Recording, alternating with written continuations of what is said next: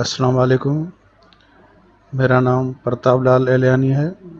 میں نباتات کا اسسٹنٹ پروفیسر ہوں۔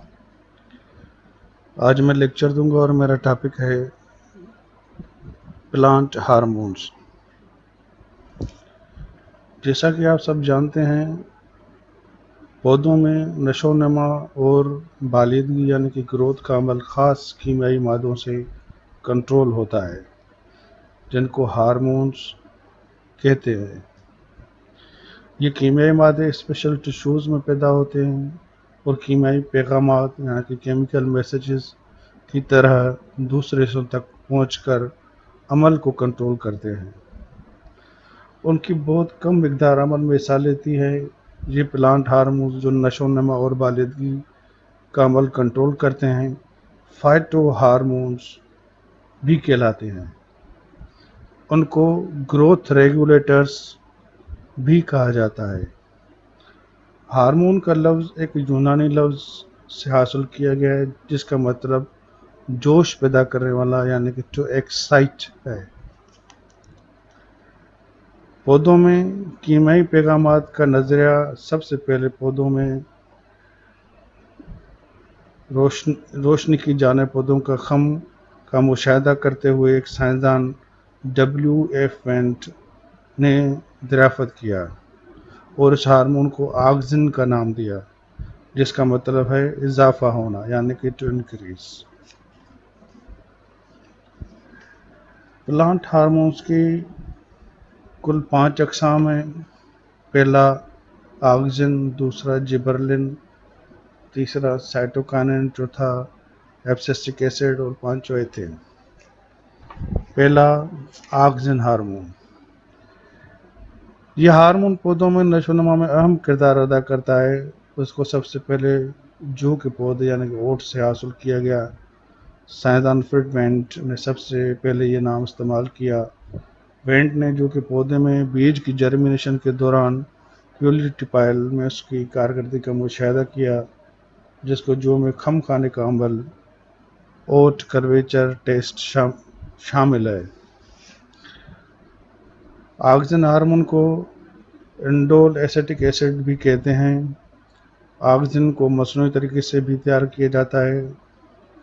جن کیمیکلز میں آکسن کا اثر موجود ہے ان میں انڈول بیوٹیرک ایسڈ اور نیپتھیلین ایسیٹک ایسڈ یعنی کہ NaA شامل ہیں۔ آکسن کے کام، رول آف آکسن۔ پہلا، خلیوں کی تقسیم اور بڑھنے کا عمل، سیل ڈویژن اینڈ سیل ایلانگیشن۔ آکسن تنے اور جڑ کے سروں پر خلیوں کی تقسیم اور بڑھنے کے عمل میں حصہ لیتے ہیں۔ اس سے ان کی لمبائی میں اضافہ ہوتا ہے۔ اس کی وجہ سے کیمبیم میں بھی خلوی تقسیم کا کام ہوتا ہے۔ اس کے نتیجے میں زائلم اور فلوئم بنتے ہیں۔ اس سے غذا اور پانی کی ترسیل کے ساتھ ساتھ پودے کی چوڑائی میں بھی اضافہ ہوتا ہے۔ دوسرا، جڑ بننے کا عمل، روٹ فارمیشن۔ آکسن جڑ بننے کے عمل میں بھی حصہ لیتا ہے۔ یہ تنے کے نچلے کٹے ہوئے حصے سے غیر موصلہ دار جڑیں یعنی کہ ایڈوینٹیشس روٹس کو پیدا کرنے میں مدد کرتا ہے۔ تیسرا، پتیوں اور پھلوں کے ٹوٹنے کا کام، ایبسیشن آف لیو اینڈ فروٹس۔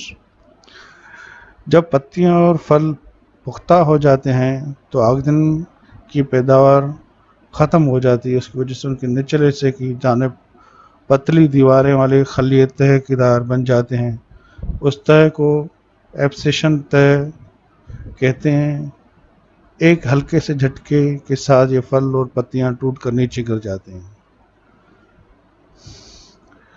چوتھا، پھلوں کی نشو و نما، گروتھ آف فروٹس۔ آکسن پودوں میں پھلوں کی نشو و نما میں حصہ لیتا ہے۔ پانچواں، پارتھینوکارپی۔ یہ پودوں میں فرٹیلائزر کے بغیر پھل اور بیج پیدا کرنے میں حصہ لیتا ہے۔ چھٹا، ایپیکل ڈومیننس۔ آکسن کی وجہ سے پودوں کے اوپری سروں پر نشو و نما کا عمل تیز ہوتا ہے اور دوسرے حصوں میں نشو و نما سست یا کم ہوتی ہے۔ اس کو ایپیکل ڈومیننس کہتے ہیں۔ ویڈیسائڈ۔ اس کی وجہ سے زائد گھاس پھوس کہ جو پودے پیدا ہو جاتے ہیں ان کو ختم کرنے کے لیے آکسیجن کو استعمال کیا جاتا ہے۔ اب دوسری ہارمون ہے، وہ اس کا نام ہے جبرلن۔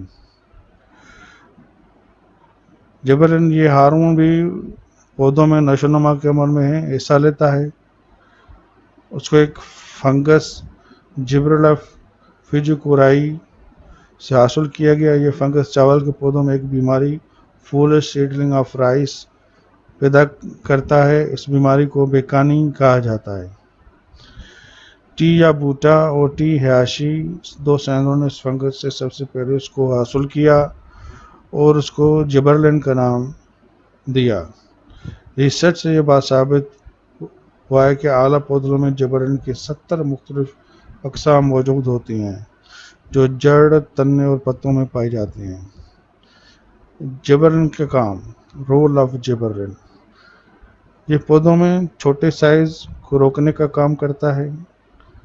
یہ لمبے دن کے پودوں لانگ ڈے پلانٹس میں پھول پیدا کرتا ہے۔ یہ بعض پودوں میں بغیر فرٹیلائزیشن پھل پیدا کرنے یعنی کہ پارتھنوکارپی میں مدد کرتا ہے۔ یہ بیج کی جرمینیشن کے دوران رکاوٹ یعنی کہ سیڈ ڈارمیسی کو دور کرتا ہے۔ یہ تنوں اور پتوں میں خلوی تقسیم اور خلیوں کے بڑھنے میں حصہ لیتا ہے۔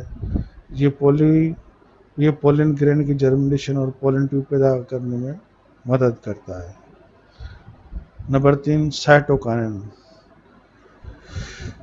یہ بھی نشو و نما کا ایک اہم ہارمون ہے۔ اس کو ایک قسم کے جانور ہیرنگ کے اسپرم کے ڈی این اے سے حاصل کیا گیا ہے جس کو کینیٹائن کہتے ہیں۔ اس کے بعد اس کو ناریل کے دودھ، ٹماٹر جوس، ناشپاتی، آڑو کے پھلوں سے بھی حاصل کیا گیا ہے۔ مکئی میں پیدا ہونے والے اس ہارمون کو زیٹین کہتے ہیں۔ اب سائٹوکائنن کے کام، رول آف سائٹوکائنن، یہ ہارمون آکسیجن کے ساتھ مل کر خلوی تقسیم کو تیز کرتا ہے۔ یہ خلیوں کے بڑھنے کے عمل کا کام کرتا ہے۔ یہ جڑوں کے بننے اور بڑھنے میں مدد کرتا ہے۔ یہ بیجوں کی جرمینیشن کے دوران رکاوٹ یعنی کہ سیڈ ڈارمیسی کو دور کرتا ہے۔ یہ چھوٹے دن کے پودوں شارٹ ڈے پلانٹس میں پھول پیدا کرتا ہے۔ یہ پودوں میں پتوں کے زیادہ پختہ ہونے اور گرنے کے عمل کو روکتا ہے۔ چوتھا، ایبسیسک ایسڈ۔